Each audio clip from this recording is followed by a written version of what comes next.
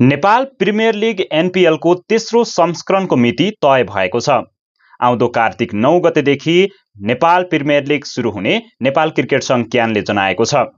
हिजो प्रतियोगिताको मिति सार्वजनिक गर्दै एनपीएल कार्तिक 9 गतेदेखि मङ्सिर 5 गतेसम्म सञ्चालन हुने जनाएको छ।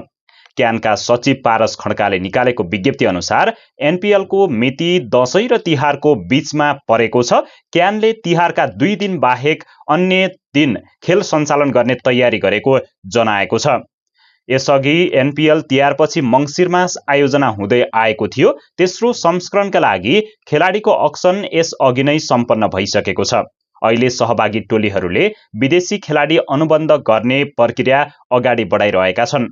एनपीएल को पहिलो संस्करणदेखि नै प्रतियोगिताले नेपाली क्रिकेटमा राम्रो लोकप्रियता हासिल गरेको छ। पहिलो संस्करणको उपाधि जनकपुर बोल्ट्सले जितेको थियो भने दोस्रो संस्करण लुम्बिनी लायन्सले जितेको थियो।